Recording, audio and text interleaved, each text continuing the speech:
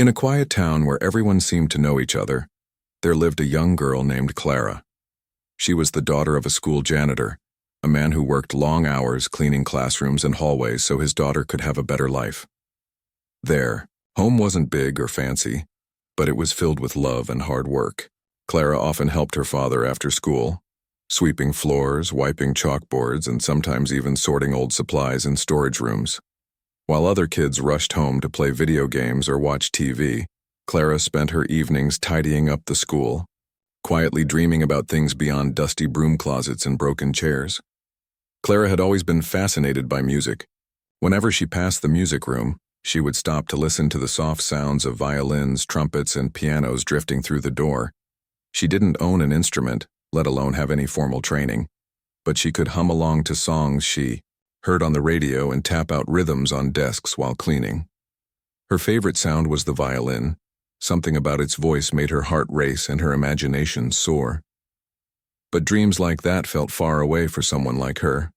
She knew her family couldn't afford lessons, and the idea of ever holding a real violin felt more like a fantasy than a possibility.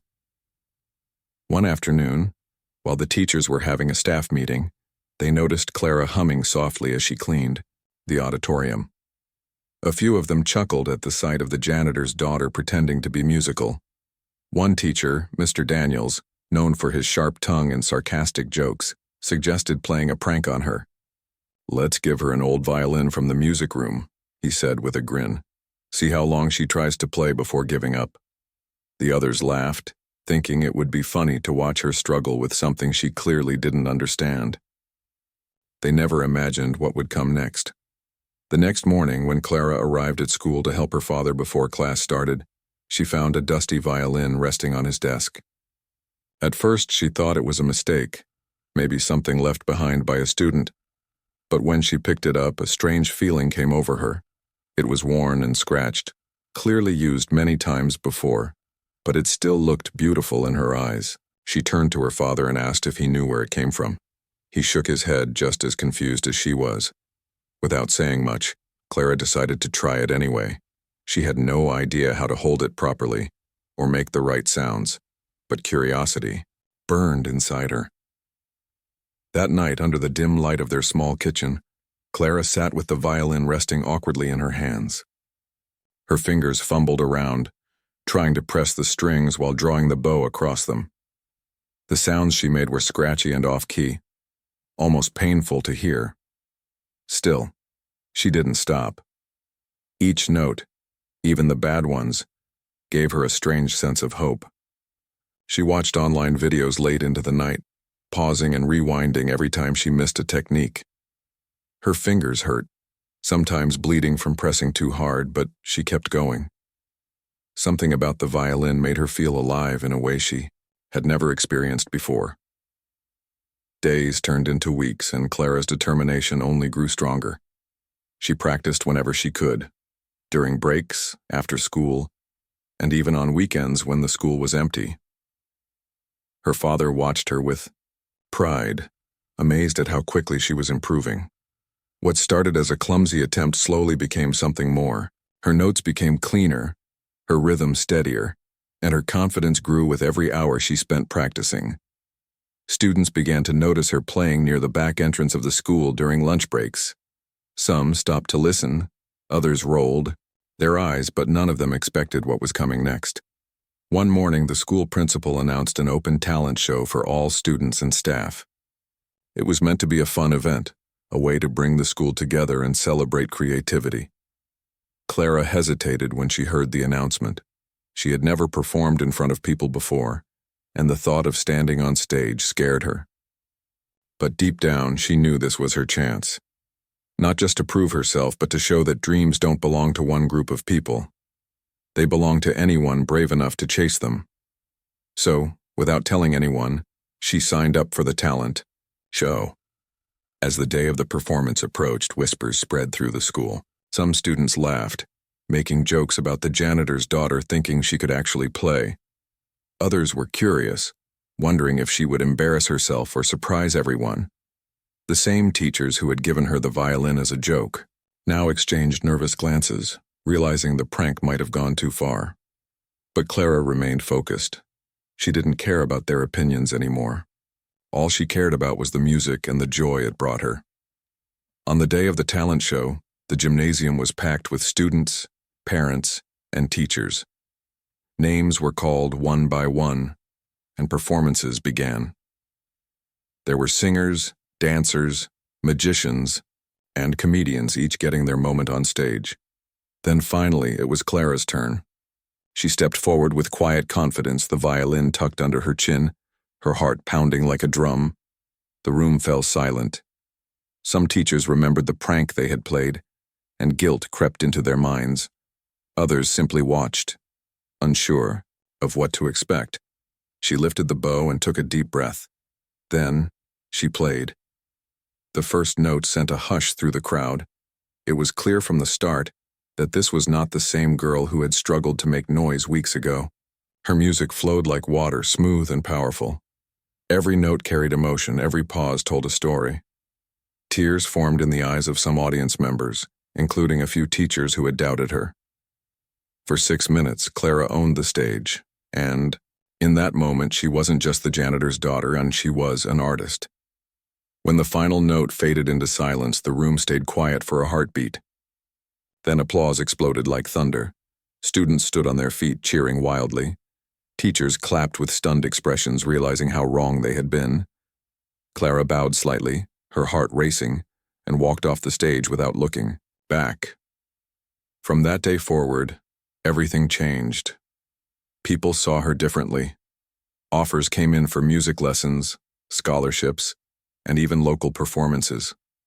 But Clara remained humble, grateful, and focused on her journey. The violin was no longer a prank, it was her voice, and she had learned to use it beautifully. The moment Clara stepped off the stage, the energy in the gymnasium shifted. Teachers whispered to each other, some with guilt, others with awe. Students gathered in small groups, replaying what they had just witnessed as if trying to make sense of it. The janitor's daughter, the girl who cleaned classrooms and ate lunch alone, had just played like a professional. It wasn't just the skill that stunned them. It was the emotion behind her music, the way she made people feel something, deep inside without saying a word. Backstage, Clara tried to steady her breathing.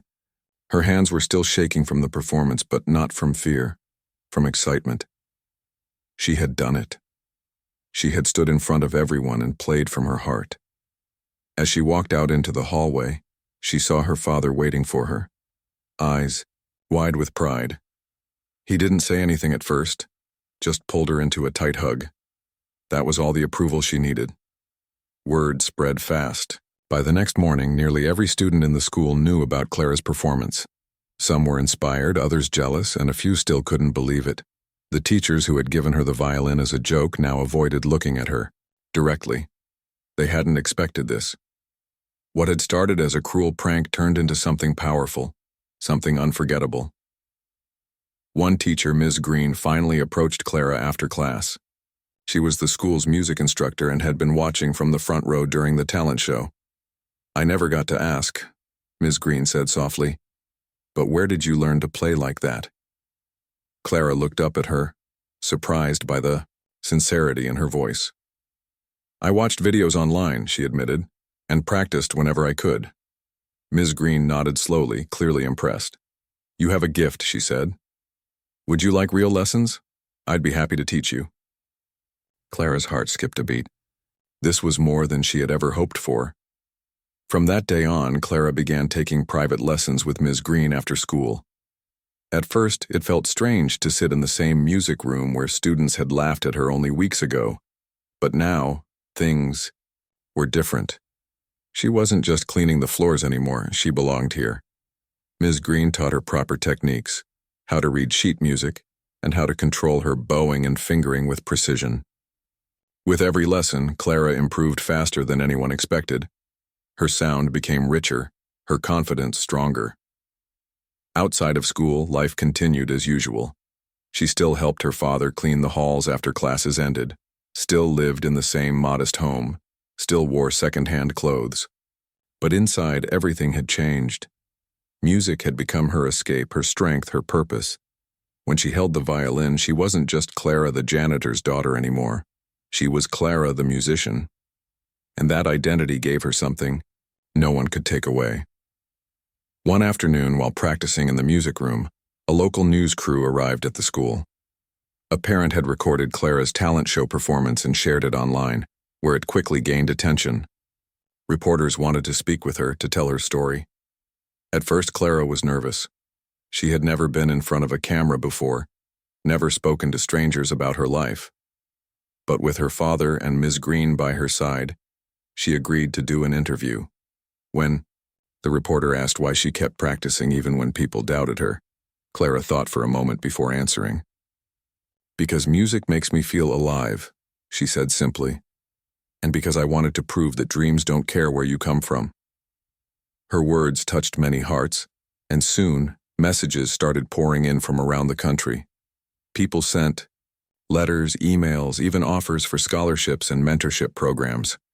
Some were parents of young musicians who wanted their children to hear Clara's story.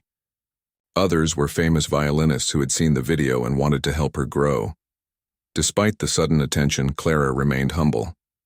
She didn't let the praise change who she was. She still showed up to help her father, still sat quietly during lunch, still practiced late into the night. But now she also had new opportunities opening up. A well-known music academy offered her a full scholarship to study under one of the best violin instructors in the country. It was a chance most young musicians would dream of, and it had come to her, not because of luck, but because of hard work. Still, not everyone was happy for her. Some students at school began spreading rumors, saying she was getting special treatment or that her success was just a fluke. A few teachers, too, seemed uncomfortable with how much attention she was receiving. But Clara didn't let it bother her. She had already proven herself once, and she knew she could do it again. If people doubted her, she would keep playing, until there was nothing left to doubt. As the months passed, Clara's reputation grew. She performed at local events, then bigger ones. She played at charity fundraisers, community centers, and even a concert hall in the city. Each time she poured her soul into the music, reminding everyone who listened that talent doesn't come from privilege. It comes from passion, dedication, and heart. She never forgot where she came from, and she always thanked her father for giving her the strength to keep going. One evening, after a particularly emotional performance, Clara sat backstage holding her violin close. She thought back to the day she found it on her father's desk, the day she had been handed what was meant to be a joke. Now that same instrument had carried her to places she never imagined. She smiled to herself, realizing that sometimes the cruelest jokes can turn into the sweetest melodies. That night, as she walked home with her father, the stars shining above them, she whispered, "Thank you." He looked at her, confused. "For what?" he asked. Clara paused, then said, "For letting me find my music." Her father squeezed her hand gently and said nothing more. He didn't need to. In that quiet moment, walking side by side down the familiar streets, both of them knew life had changed forever. And yet, through it all, Clara remained grounded. She still believed in hard work, in kindness, in staying true to who she was. Because no matter how far she went, no matter how many stages she stood on, she would always carry the lessons she learned while sweeping floors and chasing dreams in empty hallways. And those lessons would guide her for the rest of her life. Clara's life was changing faster than she could keep up with. Just a few months ago, she had been the quiet girl who cleaned classrooms after school, unnoticed by most. Now, her name was on everyone's lips. News of her talent had spread beyond the town, reaching music schools and even famous musicians across the country. Invitations to perform came in almost every week, and offers for scholarships poured into the school office. But through all the excitement, Clara remained the same determined girl who had once taught herself to play a dusty violin in the corner of a storage room. Her lessons with Ms. Green continued, but now they were more intense. The teacher pushed her harder, introducing her to complex pieces that required not just technical skill but deep emotion and understanding. Clara practiced every day, sometimes for hours, her fingers sore from pressing the strings, her arms tired from holding the bow, yet she never complained. Every note she played reminded her of how far she had come and how much further she wanted to go. One afternoon, while walking home from school, Clara received a letter in the mail. It was from a prestigious music academy in the capital city, offering her a full scholarship to study under one of the world's most respected violin instructors. Her heart pounded as she read the words again and again, making sure she wasn't dreaming. This was real. She had been given a chance to train with professionals, to learn from the best, to become something greater than she had ever imagined. She showed the letter to her father that night. He read it slowly, his hands trembling slightly as he held the paper. When he looked up at her, there were tears in his eyes. "This is what you've worked for," he said softly. "You deserve this." But then he hesitated. "But what about us? What about your job here?" Clara understood his worry. They had always done everything together, supporting each other through hard times. Leaving would mean stepping into a new world, one that didn't include cleaning hallways or sharing quiet dinners in their small kitchen. "I'll still be me," she promised, "and I'll come back to visit whenever I can." Her father nodded slowly, pride and sadness mixed in his expression. He knew she had to go. He had spent his whole life working so she could have opportunities like this. Now, it was time for her to take them. The days leading up to her departure were filled with preparations. Ms. Green helped her pack her things, giving her advice on what to expect in the big city. Some students at school congratulated her, while others whispered behind her back, envious of her sudden rise. Even the teachers who had once doubted her now spoke highly of her, though Clara could tell some of them still struggled to believe she had come so far. On the morning of her departure, her father drove her to the bus station. They didn't speak much during the ride, both caught up in their own thoughts.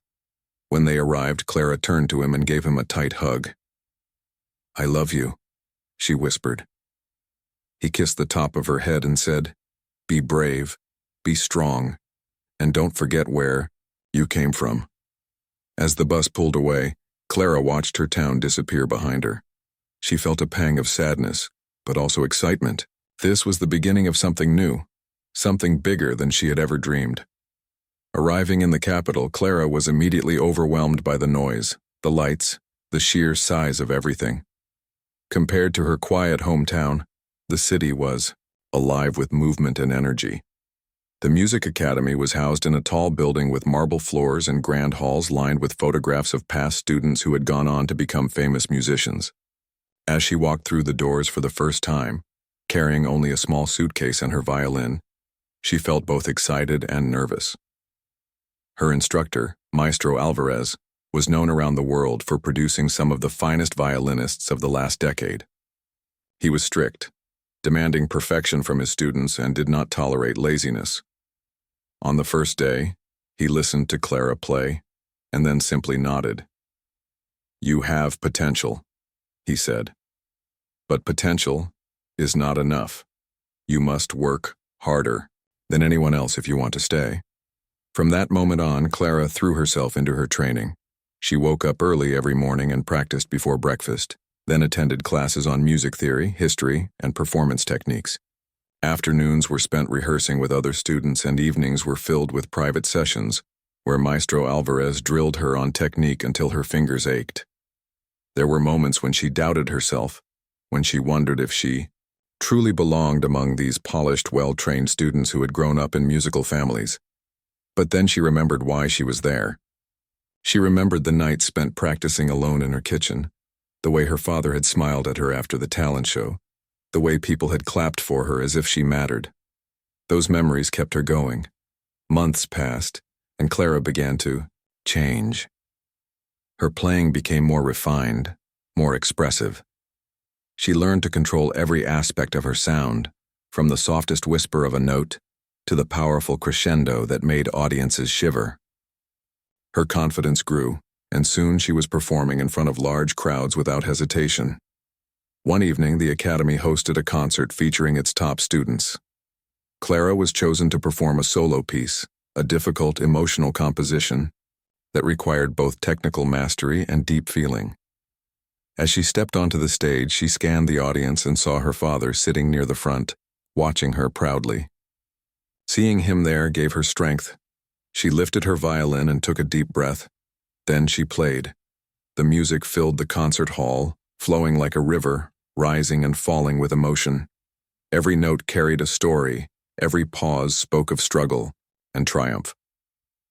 When she finished, silence hung in the air for a moment before the crowd erupted into applause. People stood, cheering, calling her name. After the performance, many came up to congratulate her. A famous orchestra director approached her and offered an audition. A record company asked if she would be interested in recording an album. Reporters wanted interviews, but Clara stayed humble, thanking everyone politely while keeping her focus on her studies. That night, as she sat outside the academy looking up at the stars, she thought about how far she had come. From sweeping floors to standing on stages, from a dusty old violin to a world of endless possibilities. She had started as a joke, but now she was writing her own symphony, and it was only just beginning. Clara's life in the city was nothing like she had imagined. The academy was tough, tougher than she ever thought possible. Every day was a test of strength, patience, and willpower. She woke up before sunrise, practiced for hours, attended classes, and then rehearsed late into the night. Her fingers were always sore, her body often tired, but her heart stayed strong. She knew this was what she wanted, and she wasn't going to give up now. The other students came from all over the world, many with years of training behind them. Some were kind, others not so much. A few looked at Clara with curiosity, wondering how someone from such a small town could hold her own among them. Others tried to ignore her as if pretending she wasn't there would make her disappear. But Clara didn't let it bother her. She had faced worse odds before. She had started with a broken violin and no lessons. If she could come that far, she could handle anything here. Maestro Alvarez remained strict, pushing her harder than ever. He never gave easy praise, only pointing out mistakes and demanding better. "You must forget where you came from," he told her one day, after a long session. "Here, your past does not matter, only your work." Clara took his words to heart. She stopped thinking about being the janitor's daughter, the girl who cleaned halls, or even the talent show winner. She focused only on improving, on becoming the best violinist she could be. Despite the pressure, Clara found moments of joy. She made friends with a few students who admired her dedication. One of them, a pianist named Lena, became her closest companion. They spent hours practicing together, blending their sounds, learning from each other. Lena helped Clara relax when things got too hard, reminding her that music was meant to be enjoyed, not just endured. One evening, after a particularly difficult practice, Lena took Clara outside to sit under the stars. "You're doing amazing," she said, nudging Clara's shoulder playfully. "I mean, I've never seen anyone improve so fast. You're like magic." Clara smiled, though she still felt unsure. "I just don't want to fail," she admitted. "I can't let my father down." Lena nodded. "Then keep playing, keep proving yourself, and stop doubting." As time passed, Clara began to believe in herself more. Her confidence grew, not just in music, but in life. She spoke more in class, joined group performances without hesitation, and even performed solos without fear. Teachers who once watched her with skepticism now praised her progress. Even Maestro Alvarez, who rarely showed emotion, once gave her a rare nod of approval. "Your sound is changing," he said after one lesson. "It has." Wait now, it speaks. Outside the academy, Clara's reputation continued to grow. Recordings of her performances spread online, drawing attention from music lovers across the country. One video, where she played a deeply emotional piece under candlelight, went viral. People left comments saying her music brought them to tears, that they felt something powerful when she played. Invitations to perform at major events arrived almost daily. Still, Clara kept her feet on the ground. She called her father every week, telling him about her days at the academy, the concerts she played in, the new people she met. He listened with pride, sometimes quietly crying during their calls. "I always knew you were special," he told her once. But now the whole world knows it too. But success wasn't without its challenges. As Clara's name became more recognizable, jealousy grew among some students. A few whispered behind her back, saying she got special treatment because of her story, not her skill. Others ignored her completely, unwilling to accept that someone who hadn't grown up in a musical family could rise so quickly. At first, it hurt. But Clara reminded herself that her journey was hers alone. She didn't need their approval, only her own. She also struggled with loneliness. Though she loved the city and everything it offered, she missed home. She missed the quiet streets, the smell of chalk dust in the school hallways, the way her father hummed while he worked. Sometimes she dreamed of returning, of sitting beside him while he swept the floors, listening to her play. One weekend, she finally visited home. She surprised her father by showing up at the school early in the morning, dressed in simple clothes, carrying her violin case. He dropped his mop in shock when he saw her. "Clara!" he cried, rushing forward to hug her tightly. She laughed, hugging him back. "Missed you," she whispered. That afternoon, she played for him in the empty auditorium just like old times. She chose a soft melody, one that carried memories of late nights in their kitchen, of dusty violins and impossible dreams.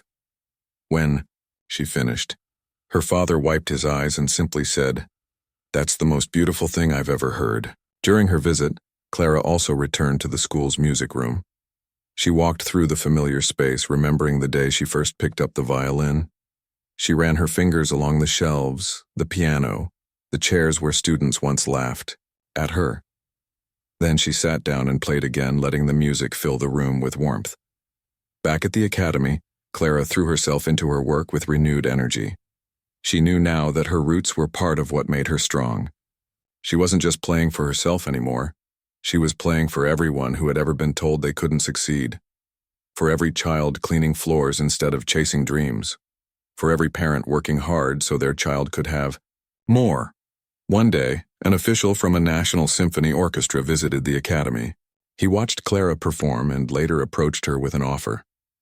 "We'd like you to audition for our youth program," he said. "If you pass, you'll train alongside professional musicians and perform in real concerts." Clara's heart raced. This was another step forward, another chance to prove herself. She accepted immediately and spent weeks preparing for the audition.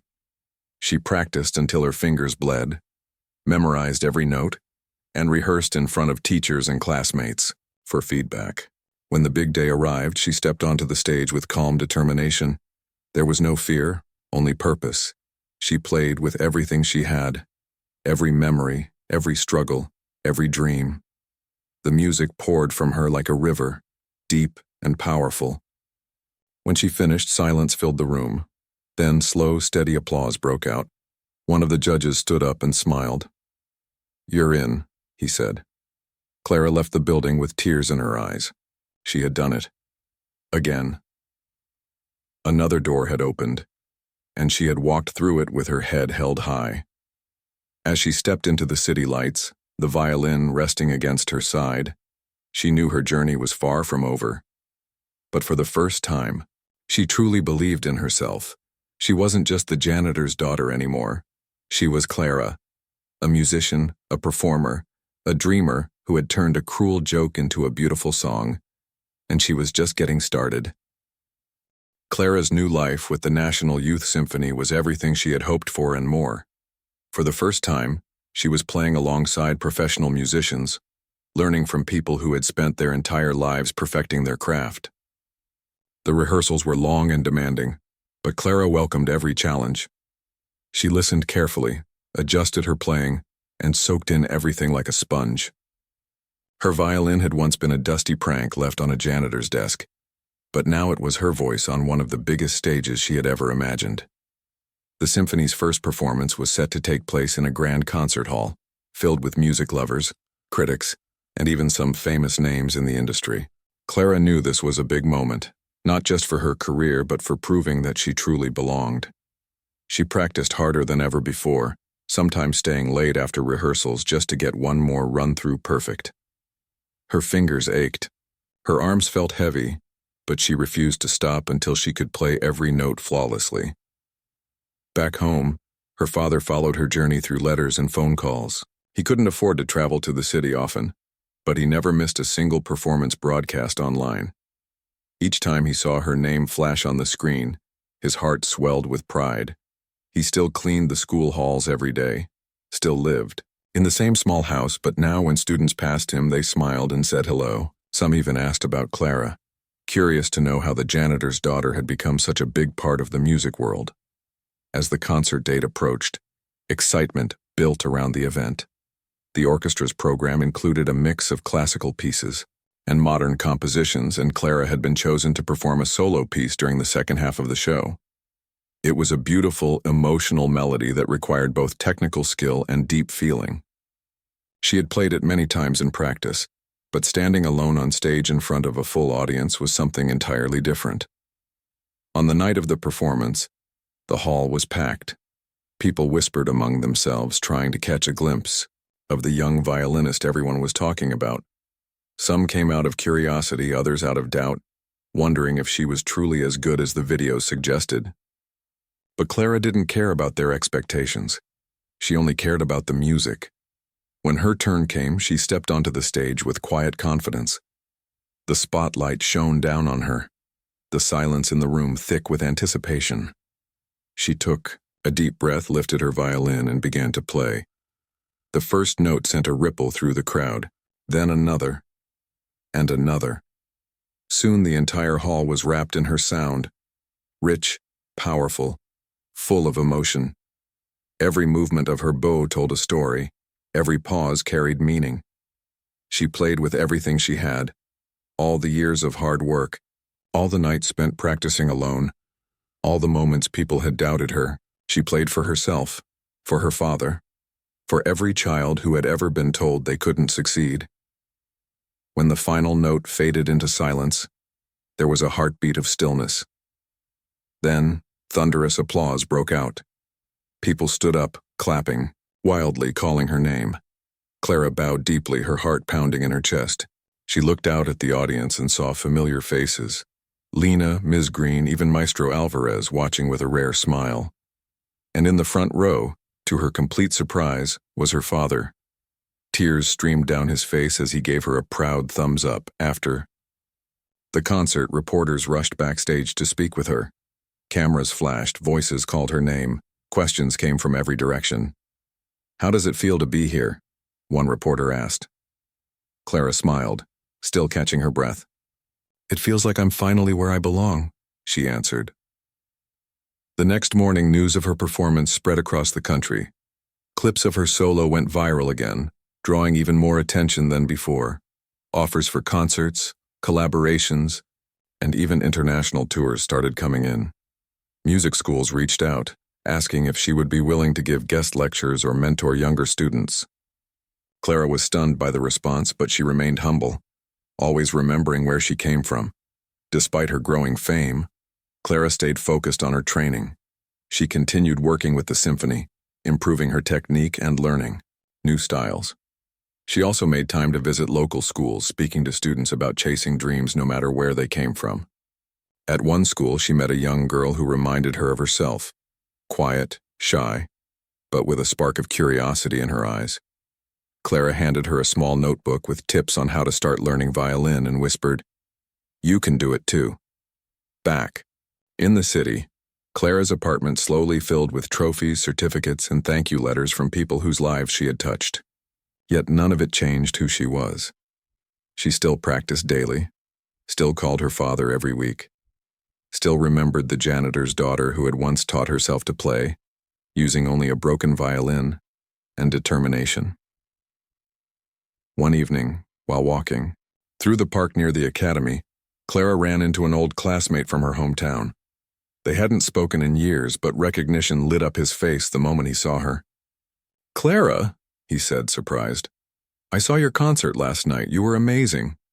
She smiled politely. "Thanks. How have you been?" They talked for a while, catching up on old times. Then, almost hesitantly, he asked, "Do you ever think about going back? Like, really going back?" Clara thought for a moment before answering. I do, she said, but not to stay. I want to keep playing, keep growing, but I'll always come back to visit. That's where my heart is. Later that night, she sat by her window looking out at the city lights. She had come so far, done things she never thought possible, and yet she knew this was only the beginning. There were still more songs to learn, more stages to stand on, more dreams to chase. She picked up her violin and played softly, letting the music carry her thoughts into the future. No matter where she went, no matter how far she traveled, she would always remember the girl who once swept floors and dreamed of music. And she would make sure that girl's story continued to inspire others for years to come. Clara stood at the edge of a new chapter in her life. The applause from her last performance still echoed in her mind, but she knew there was no time to rest. The world of music was vast, and she was just beginning to explore it. With every concert, every lesson, every note she played, she grew more certain that this was where she belonged. Not because of luck or pity, but because of hard work, passion, and heart. She had been invited to perform with an international youth orchestra on a tour across Europe. It was the biggest opportunity yet, one that would take her far beyond the city, beyond her homeland, and into the heart of the global music scene. Her father, though sad to see her go so far away, only smiled and said, "You were born for this." He packed her suitcase with care, adding small reminders of home, a photo of them together, a handkerchief he used to carry, and a simple note that read, "Play like you always do, and the world will listen." The journey overseas was long, filled with new sights, unfamiliar languages, and even more demanding rehearsals than she had ever known. Clara struggled at first to adjust. The other musicians were incredibly talented, some having trained since they were toddlers. She sometimes felt out of place, as if she didn't truly belong among them, but then she remembered her old violin, the one that had started it all, how it had once seemed too big for her hands, how she had stumbled through notes and made mistakes every day. And yet, here she was. She threw herself into the work, learning quickly, adapting, improving. The conductor of the tour, a respected maestro from France, took notice of her dedication. One evening after rehearsal, he approached her. "You play with something many others don't have," he said thoughtfully. "You play with truth." Clara wasn't sure how to respond, so she simply nodded, her eyes wide with gratitude. Their first concert abroad was in Vienna, a city known for its deep musical roots. The hall was grand, the audience full of critics, historians, and lifelong lovers of classical music. Clara could feel the weight of expectation pressing down on her, but when she stepped onto the stage, she closed her eyes and let go of everything except the music. She played not for the crowd, not for the reviews, but for the joy of creation. When the final note faded, silence fell over the hall, followed by thunderous applause. People stood, clapping with admiration. Some wiped tears from their eyes. In that moment, Clara knew she had done something right. As the tour continued, she performed in cities across Europe: Berlin, Paris, Prague, Budapest. Each night brought new faces, new sounds, new experiences. She met young musicians from around the world, learned different styles of playing, and discovered new composers whose voices spoke to her soul. She also began composing her own pieces, drawing inspiration from the places she visited, the people she met, and the memories she carried from home. Back in her hometown, news of her success spread like wildfire. Students who had once ignored her now spoke of her with pride. Teachers who had doubted her now told stories about the girl who had turned a prank into greatness. Even the principal hung a framed photo of her in the school lobby, beside past student achievements. For the younger students, she became proof that anyone could rise above their circumstances if they worked hard enough. During a rare break in her schedule, Clara returned home for a short visit. She arrived quietly without fanfare, hoping to surprise her father. When she reached the school, she found him sweeping the halls as usual. He looked up, blinked in disbelief, and dropped his broom. Without a word, he pulled her into a tight hug, holding her like he never wanted to let go. That evening, they sat in their small kitchen eating dinner and talking about everything and nothing. Clara told him about Europe, about the concerts, the people, the food. He listened intently, asking questions with wide-eyed wonder. At one point, he looked at her and said softly, "I'm proud of you, my girl." Clara smiled gently and replied, "I couldn't have done any of this without you." Before returning to her tour, Clara arranged for a special concert at her old school. It was not for fame or recognition, but for the children who were still growing up in the same world she had once known. She wanted them to see that dreams weren't just for those born into privilege. They were for anyone brave enough to chase them. On the day of the event, the auditorium was packed. Parents, teachers, and students filled the rows, waiting in anticipation. When Clara stepped onto the stage, a hush fell over the crowd. She played several pieces, each one chosen with care. Then at the end, she introduced something new, a composition of her own, written especially for this moment. It was called From Dust to Light, and it told the story of a girl who once swept floors while dreaming of music. When she finished, the room exploded into applause. Some students cheered loudly. Others sat in stunned silence, clearly moved. A few teachers wiped away tears. Afterward, children rushed forward, eager to meet her, to ask questions, to touch the violin that had changed everything. As she walked away from the school that night, Clara felt a deep sense of peace. She had come full circle, from the janitor's daughter who cleaned classrooms to the musician who now inspired thousands. She knew her journey was far from over. There would be more tours, more lessons, more challenges ahead. But wherever life took her, she would always remember the girl who once held a dusty violin in trembling hands and dared to dream. And as stars lit up the sky above her, she whispered to herself, "This is only the beginning."